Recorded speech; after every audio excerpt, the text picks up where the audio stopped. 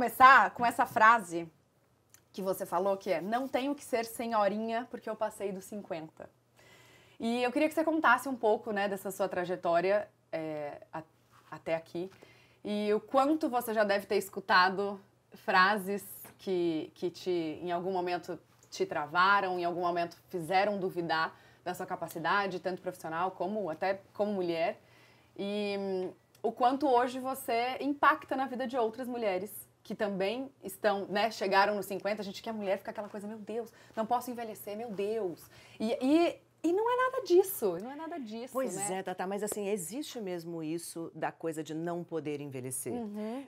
A gente que está exposta o tempo inteiro, e a gente tem várias colegas, não da sua idade, mas mais da minha, que estão passando por momentos muito difíceis, porque se sentem obrigadas a, em público, não mostrar sinais de envelhecimento.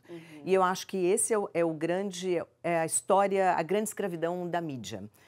Você pode continuar lá, fazendo o que você faz e impactando as pessoas que você impacta e usando a sua voz positivamente, contanto que você não envelheça fisicamente, que você não mostre sinais de envelhecimento.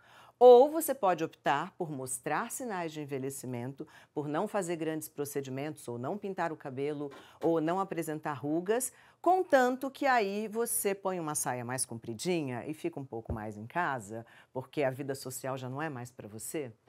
É uma armadilha perigosa e eu acho que a minha geração está sendo a primeira a tentar desativar esses estereótipos, ou pelo menos enfrentá-los mais abertamente. Então, é uma geração que está fazendo o que quer. Sabe, quer usar mini saia, usa mini saia. Quer pintar o cabelo? Pinta o cabelo. Não quer pintar o cabelo? Quer assumir os brancos? Assume os brancos. Quer fazer altos procedimentos? Altos procedimentos? Faz. Quer se manter só ali fazendo uma coisinha e outra? Faz. Mas isso é difícil de aceitar. E eu acho que a gente vai ter que ter uma geração ou duas para que a gente não seja vista como uma coisa que está saindo da sociedade, sabe? Um elemento que está se aposentando, alguém que não tem mais voz, alguém que não tem mais espaço. Muitas mulheres usam a palavra invisível para chegar a essa idade. Ah, agora eu me sinto invisível. E eu acho que é um pouco verdade, sabe? Mas eu lutei a minha vida inteira. Eu tive que lutar quando eu tinha 20, quando eu tinha 30, quando eu tinha 40, quando eu tinha 50. Agora eu vou entrar nos 60 daqui a pouquinho e eu vou continuar na arena. Eu não vou para a arquibancada, eu não vou para o bastidor. Então, vocês vão ter que me engolir na arena. E eu vou continuar falando o que eu falo. Amor, eu vou continuar. É muito doido isso, né? Eu gosto sempre de trazer essa comparação até para as pessoas entenderem que não é mimimi, não é chatice, enfim. O quanto o homem, quando ele envelhece, ele é o galã. Ah, nossa, o homem grisalho, né? E tá lá com a moça mais nova e tal. E as mulheres não têm esse direito, e não têm esse... realmente, né, não podem envelhecer nas câmeras. Muito doido pensar isso. Muito, e ainda bem que mulheres mais velhas, que estão envelhecendo publicamente, do jeito que querem, desafiam esses conceitos. Então, a gente vê hoje mulheres mais velhas com rapazes bem mais jovens, numa relação estável, bacana, legal, feliz, ou do jeito que ela quiser que seja, porque também ninguém tem nada com isso. E não se deixando abalar pelas críticas, porque a manchete será: fulana, 60 anos, está namorando Beltrano de 28. Vai ser essa a manchete, vai ser. Então, até que isso deixe de acontecer, eu não sei se são só 2 gerações, vai ser um bocado de tempo. Porque o que a gente está fazendo é contrariar a história. Se a gente olhar para a história, a gente vai perceber que toda ela foi contada do viés masculino. E isso tem impacto não só sobre a cultura que a gente leva para frente hoje, que a gente reproduz, mas em várias outras coisas. Outro dia eu vi uma matéria que me impactou muito, que dizia que mulheres chegam no hospital reclamando de falta de ar ou de dor aqui, e elas estão tendo um infarto e não são diagnosticadas. Por quê? Porque toda a história da medicina foi feita sobre os sintomas masculinos, do corpo do homem. Então, quando você chega com um sintoma alternativo, não reconhecem em você, mulher, o infarto que eles reconhecem no homem. Ou seja, tem esse tipo de impacto a história não ter personagens femininos, a história ter sido contada, pesquisada, montada, feita sobre dados que vem de homens, porque foram eles que escreveram, e não de dados de homens e de mulheres. E agora a gente que está escrevendo a nossa própria história, né? Vai ter que acontecer. Eu estou muito feliz de poder participar dessa hora da história. E tá fazendo o seu marco, com certeza. Sabe o que eu queria te perguntar? Que tem essa história que você já contou, que uma pessoa já te falou para você desistir, né? E eu queria que você contasse quando foi isso e o que te fez não desistir. O que você já sentia que você estava no caminho certo e que aquele era o seu futuro, o seu destino? Eu acho que eu não tinha muita escolha.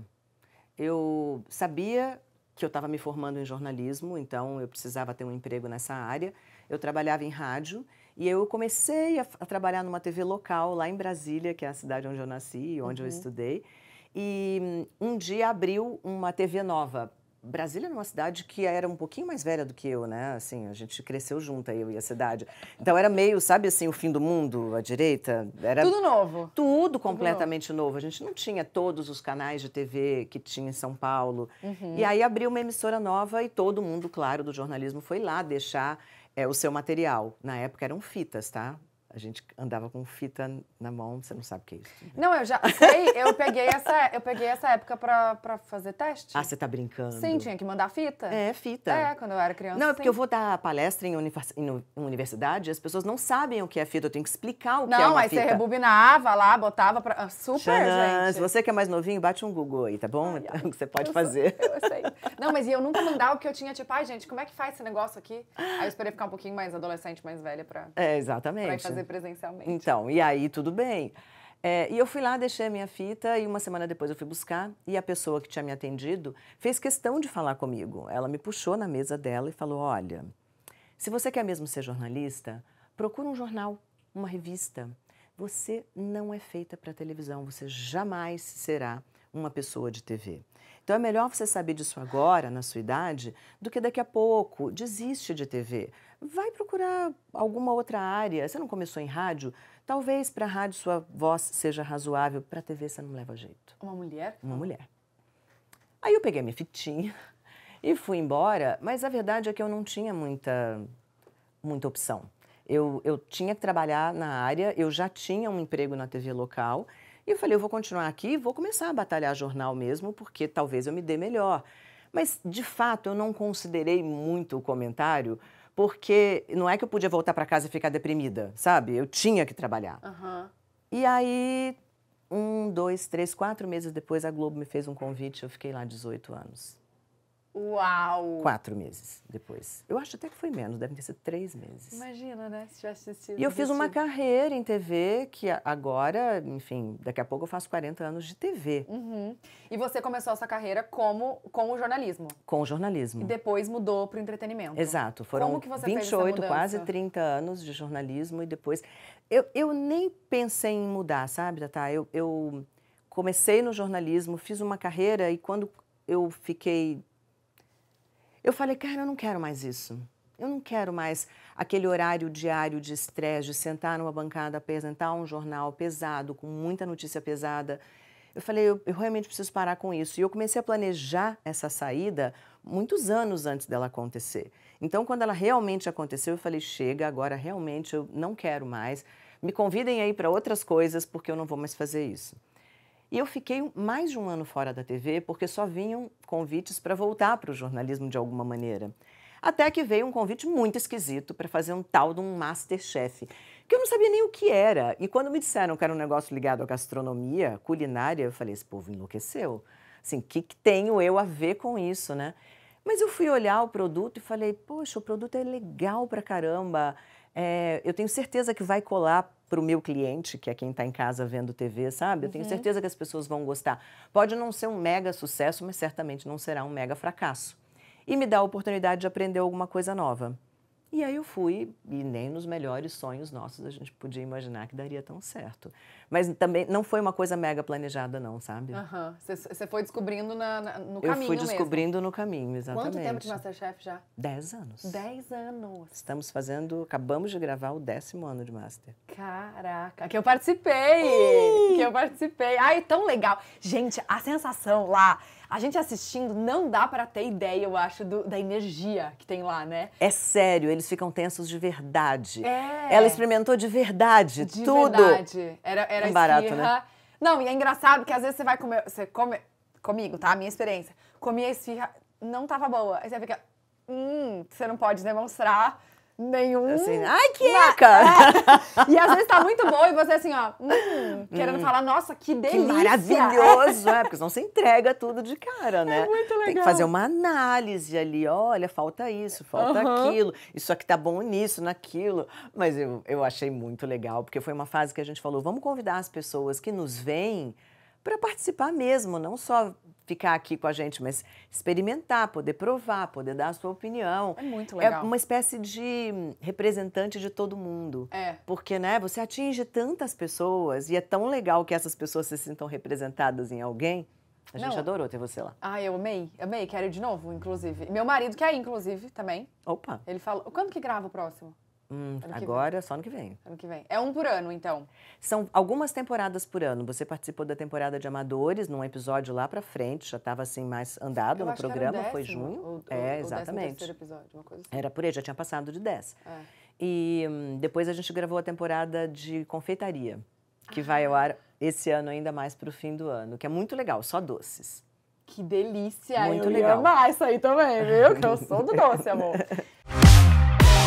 Mas outra coisa que eu queria te perguntar também é que você chegou a declarar que uma vez você imitou a voz de um homem idiota pra ser aceita, pra estar num... Cara, eu imitei muitos homens e não tenho nenhum orgulho disso, sabia? Quando é que você começou a ir contra esse movimento? Quando eu percebi o que eu estava fazendo. Porque era muito comum na minha época, anos 80, um monte de mulher entrando no mercado de trabalho.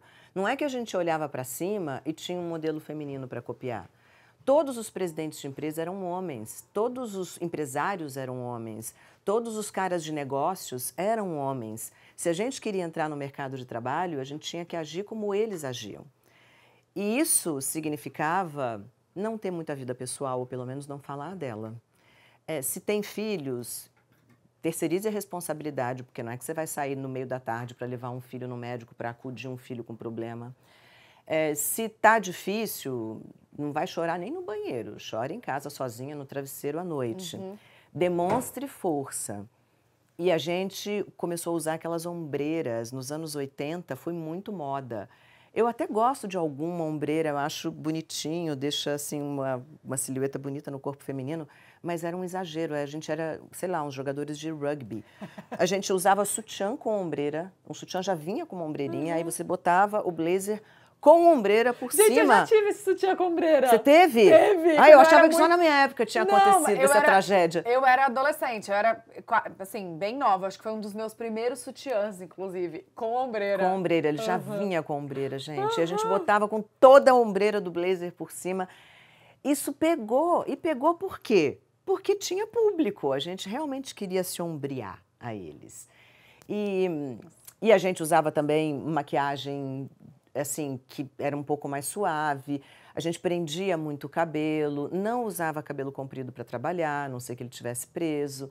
E eu fiz muito isso, eu imitei muito isso, mas eu só me dei conta de que eu tinha feito isso muito mais tarde, lá no começo dos anos 2000, quando eu comecei a estudar os movimentos feministas, quando eu comecei a me interessar por quem eu era, e pela minha capacidade de gerar equilíbrio na minha própria vida. Porque até então eu só tinha trabalhado. E era um fenômeno muito comum, eu sou apenas mais uma representante dos anos 80, das mulheres daquela época, que queriam sair de casa para trabalhar e aceitaram meio fazer isso imitando homens e sem deixar nada para trás. Então você tinha que continuar sendo uma dona de casa perfeita, você tinha que continuar dando conta de ser uma esposa, uma companheira ideal, você tinha que continuar sendo uma boa mãe, você tinha que continuar com todos os outros atributos historicamente considerados femininos e todas as missões da economia do cuidado e ainda dar conta de um mercado de trabalho trabalhando 14, 16 horas por dia, porque era assim que era legal na época, era assim que era glamuroso, era assim que os homens faziam. Então, só mais tarde eu entendi o que eu tinha feito e o grau de violência que eu tinha cometido contra mim mesma. E mas que eu estava sendo também, né? Você não tem culpa alguma. Claro, assim, não aponto uma arma para minha cabeça e Sim. me trucido com isso. De jeito nenhum. Eu acho que era o que acontecia naquela época, paciência. Mas se eu fiz e todas as mulheres daquela época fizeram, foi justamente para que as mais novas não precisem fazer hoje, sabe? Então, as empresas têm que ter mais espaço, têm que ter mais consciência de que são trabalhos diferentes, são gestões diferenciadas e você precisa ter um ambiente de conforto para o trabalho feminino, porque alguém precisa continuar parindo, senão a humanidade deixa de existir. E quando a gente pare um bebê, alguém tem que cuidar dele. Então, ou essa tarefa é 100% dividida, ou a mulher vai continuar arcando com isso e ela vai precisar de tempo para isso, porque senão você vai ter um mundo completamente desequilibrado de crianças largadas por aí, sabe? Não dá para abrir mão disso para só trabalhar. Como você precisa da mão de obra feminina hoje, dê espaço para que ela se manifeste em todos os seus universos. Sim. Sabe? Para que seja bom para todo mundo. Você sabe que agora você falando, veio uma memória a minha mãe trabalha com engenharia, né? Então, sempre um ambiente muito masculino. Muito masculino. Parabéns para ela. E ela, eu lembro que ela sempre usou roupa social, né? Então, vestido muito longo, blazer, calça, sempre roupa social. E eu cresci achando que esse era o uniforme dela de quem trabalho. Eu falava, Exato. gente, achei que era um uniforme.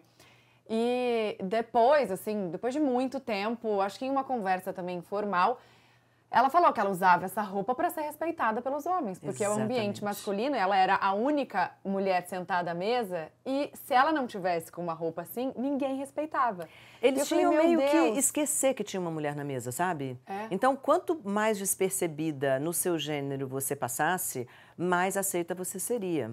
Então, quanto mais firme, quase grossa você parecesse, você seria melhor aceita. Olha a maluquice, sabe? Não, é exatamente o que a minha mãe passou, o que ela fala até hoje, a maneira de se impor, a maneira, até às vezes ela trazia para casa, a gente falava, meu Deus, né? Será que ela era mais rígida, assim, também, porque ela separou do meu pai quando eu nasci, então, né, não tinha aquela figura masculina, ela entendia que ela tinha que ser as duas figuras. E realmente, todo esse comportamento vem do mercado de trabalho, onde ela precisou se impor para ser respeitada. Que loucura, né? Então. Onde a nossa roupa fala, e o duro é que isso até os dias de hoje. Até o tom de voz. Não dava para você ter um tom de voz assim muito suavezinho, sabe? Hoje, quando eu vejo reportagens que eu fiz quando eu era bem novinha, eu percebo que minha voz não era tão grave. E eu não sei em que momento eu fiz isso, eu tornei a minha voz mais grave, mas eu certamente fiz. Porque ela não era assim. E então, assim, a ponto de mudar o seu tom de voz para ser mais aceita, sem perceber isso. Imagina quantas coisas a gente passou em gerações ainda anteriores à minha. Para ter um mínimo de respeito na sua própria produção. Sim. É um mundo muito machista. Muito. É um mundo muito cruelmente machista, sabe? E quando veio a plataforma Tempo de Mulher? Quando eu comecei a entender essas coisas. Quando eu comecei a entender que a história era uma história contada para os homens, que as empresas tinham sido feitas para que homens trabalhassem nelas e que, se a gente quisesse trabalhar, tinha que imitar eles. E eu falei, eu não posso viver desse jeito. Eu não quero estar o resto da minha vida casada com o meu trabalho. Eu preciso ter outra vida, eu preciso ter alguma vida pessoal. Senão eu vou ficar muito infeliz mais tarde. E aí eu comecei a planejar que tipo de pessoa eu queria ser. E isso incluía usar as roupas que eu quisesse usar, ter os amigos que eu quisesse ter fins de semana, poder tirar férias sem me sentir culpada porque estava descansando. Poder ter uma vida amorosa, legal, tranquila, poder escolher um companheiro que eu pudesse encontrar. Porque, né, com 16 horas dentro de uma empresa, você não encontra. Você não tem nem tempo, né? Você não tem tempo, sabe? Eu queria ter outra vida, diferente daquela que eu estava tendo. E para isso eu comecei a estudar o que os movimentos femininos e feministas me diziam sobre isso. E comecei a compreender que era uma lógica universal. Não estava em mim o desequilíbrio, estava no tipo de tarefa que eu abracei para poder ser reconhecida pela minha produção intelectual.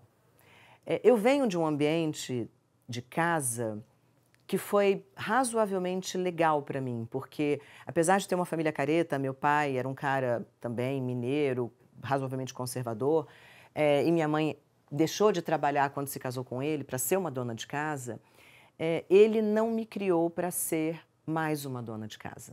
Ele me criou me impondo até desafios intelectuais. Quando eu era pequenininha, ele me dava livros de pessoas adultas para ler. Eu tive que ler A Mulher de 30 com 12 anos de idade. Claro que eu não entendi nada, eu tive que ler tudo depois de novo, mas ele me estimulava por valores que não eram a beleza apenas, a qualidade do cabelo ou a sua capacidade de ser docinha e sentar direito. Ele me estimulava a procurar outras coisas dentro de mim. E foi muito bom para mim isso, porque eu não tive barreira dentro de casa para sonhar em ser quem eu queria ser. E o meu grande sonho era sair de Brasília, porque eu queria ver o que tinha fora dali. A gente não tinha dinheiro para viajar. Quando a gente viajava, ia para o Espírito Santo, para a praia de Mineiro, sabe? Então, eu fui sair do Brasil pela primeira vez, eu já tinha 23 anos de idade e foi a trabalho. Então, até lá eu sonhava. E eu escolhi uma profissão que pudesse me tirar dali de alguma maneira, que pudesse me dar horizonte, me dar mundo. E o jornalismo realmente me propiciou isso tudo. E eu acho que eu dei um pouco de sorte também, porque nem sempre a gente escolhe alguma coisa que a gente sabe fazer com algum talento, mas eu acho que eu tinha, ao contrário do que me disse a moça lá atrás, eu acho que eu tinha talento para isso e eu fiz uma carreira nisso. Então, eu pude ser quem eu imaginei ser. Agora, depois que eu saí de casa, óbvio que eu tive que costurar isso a minha vida inteira, né? Então, lá perto dos 40, eu falei, não, eu preciso ser também uma pessoa mais equilibrada. Eu quero chegar a algum outro lugar que não seja só o trabalho. Eu preciso de outras coisas para ser feliz. Bom, vamos falar de MasterChef? Yes. Que a gente não falou muito, né? Porque a gente tem uma dinâmica aqui também que tem tudo a ver com o MasterChef. Ai, meu Deus, é justo que eles vão me botar aqui. Mas antes, eu queria que você falasse um pouco de como você se sente estando à frente desse programa, que é um dos maiores sucessos de culinária. E é, assim, um marco mesmo. Gente, MasterChef é MasterChef, não tem explicação o que é esse programa. Como você se sente estando à frente desse sucesso que é o MasterChef? Eu me sinto muito especial, de verdade, porque eu fiz muito sucesso na minha profissão anterior, né? Eu fui jornalista e eu fui uma jornalista muito bem-sucedida. Eu passei por todos os caminhos da reportagem, eu terminei na bancada, eu apresentei os telejornais mais bem-sucedidos do Brasil, eu fui autônoma, completamente autônoma na minha profissão, eu ganhei a minha independência financeira com o trabalho que eu escolhi para mim. Eu fiquei muito reconhecida no Brasil inteiro como uma marca de qualidade do jornalismo. Eu Ana Paula Padrão, muitos amor. prêmios. Como seu nome. Então, assim, mas é muito difícil você fazer sucesso aqui e fazer de novo sucesso em outro lugar. Eu fiz sucesso 2 vezes na minha vida. Gente, assim, meu irmão diz que eu tenho muita sorte, mas eu acho que realmente eu dei muita sorte. Eu, inclusive, vou começar a economizar a sorte, porque não é possível, entendeu, que eu faça alguma outra coisa muito bem sucedida. Talento, dedicação, não tem muito estudo. Tudo isso está envolvido, mas estar preparada para estar ali naquela hora certa. É verdade, ver a oportunidade, né? Porque o Master, para mim, né? Não foi uma coisa que eu fui buscar, foi uma oportunidade que se apresentou. E quando eu vi o formato, eu falei, eu gostei disso. Talvez eu pudesse ter dito, não, gente, é muito diferente de quem eu sou, não tem cabimento.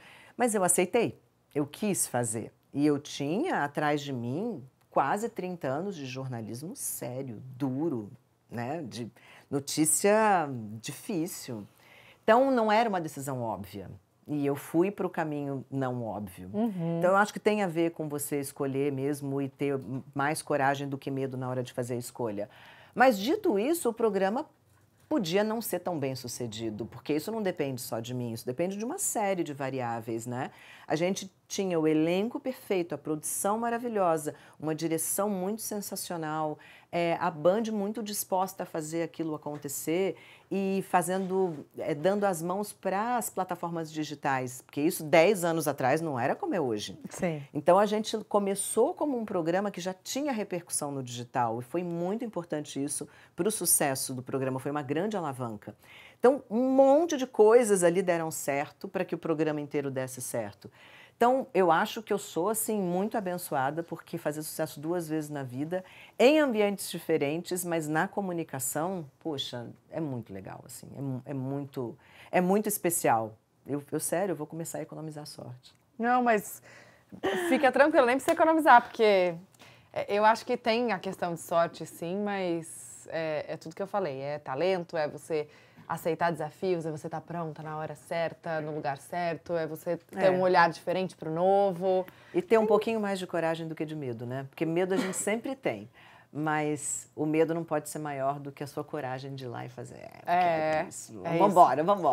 É isso mesmo. Bom, já que vamos embora, né? A gente tem uma dinâmica. Ela já tá rindo antes de começar a dinâmica. Ela já tá rindo de mim.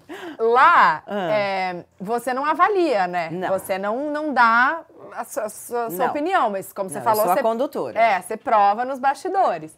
Aqui você vai avaliar alguns pratos que a gente preparou. Pratos especiais, assim, muito requintados, entendeu? Sei, restaurante 3 estrelas Michelin. Assim, pode delas. Pra mais, tá? Aham. Seguinte, Ana, ó, nesses muitos anos de MasterChef, você já apressou o povo? Já. Ó, aquela relógio, pressão. regra. A gente, né, sabe como é que é. Pode isso, não pode aquilo. Bem a pressão que rola lá. Então agora, você que vai ter que lidar com a pressão. Eu que vou te apressar. Brincadeira, não vou apressar não. Mas você vai ter que defender os seus pratos aqui. São os meus pratos, eu que cozinhei. Você que fez, você vai ter que defender eles. Entendi. E eu posso comer? Não, você vai ter que... Pra te provar que são bons? Posso? Pode. Então vamos lá. Vai ter que provar e falar. Tá. Vamos lá. A coxinha. Temos aqui uma coxinha. Coxinha. Frango, tá vendo? Na textura certinha. E tem essa coisa puxentinha aqui do queijo. E por fora essa casquinha crocante. Vocês estão ouvindo que faz creque? Ó. Fez mesmo. Viu? Tá? Não, meus beijos. Inclusive, estou almoçando. E qual a nota? Se eu não te dei água na boca, desculpa, nada dará. Essa aqui, nota 9,8 e só não dou 10, porque eu acho que a temperatura podia estar um pouquinho mais quente, sabe? Esfrio? Tá perfeita. Perfeita. Esfrio. Perfeita. Pra onde vamos agora? Agora, eu acho que a gente deixa a paçoca por último, né? Paçoca por último. Temos aqui um macarrão instantâneo. Tem que defender o macarrão instantâneo. Tem que defender. Prestem atenção, porque vocês não verão isso de novo em nenhum lugar da TV nem da internet brasileira, tá? Eu defendendo um macarrão instantâneo. Não acontecerá de novo, entendeu? Ai, você está fazendo o impossível acontecer, tá? Porque coxinha eu adoro, mas macarrão instantâneo, minha amiga. Peraí, vamos ver se eu consigo botar menos nesse lugar. Ó, tá. Quer uma ajudinha com a colher para servir? O macarrão instantâneo do Pod Delas que eu fiz aqui na cozinha tem uma cremosidade. O tempero é uma coisa assim que parece que a gente ralou um caldinho instantâneo aqui dentro, mas ralou ali no ralador bem fininho, sabe? Para ficar muito sódio, maravilhoso. Né? Uma coisinha bem... Quase não tem sódio. E vejam como é macio. Olha essa textura. Não, uma massa que poderia ter sido feita por uma mama italiana. Olha isso. Qual a nota? Nota 8. Agora uma querida pizza. Gente, amo pizza, mas sabe como é, né? Ah. A napolitana é melhor. Vamos ver. Napolitana? Vamos ver se essa aqui tá à altura de uma pizza napolitana. Ai, meu Deus. E eu nervosa, porque não foi eu que comprei a pizza. Olha, molho de tomate muito bem feito. O queijo por cima na quantidade ideal. Queijo demais estraga uma pizza. A massa. Gostou mesmo? Comer outro pedaço, tá bom. Massa, certamente fermentação natural. Quase uma pizza napolitana. Não é, porque a bordinha dela podia ser um pouco mais grossa. E só por causa disso, Terceiro pedaço, gente. eu vou dar nota 9,5. Olha! 9,5. Então, 9,5 da pizza. A coxinha. 9,8 da coxinha e 8 do macarrão instantâneo. Tá, então a coxinha tá ganhando. Tá ganhando. Pra finalizar, uma paçoquinha. Uma paçoquinha. Vamos ver. Já gostei do formato. Cilíndrico. Perfeitinho. Tá vendo? Uma maravilha. Agora vamos ver a textura, se ela despedaça. A apresentação tá boa. Apresentação, parabéns pela apresentação, muito boa, Tá. muito boa. Agora vamos ver.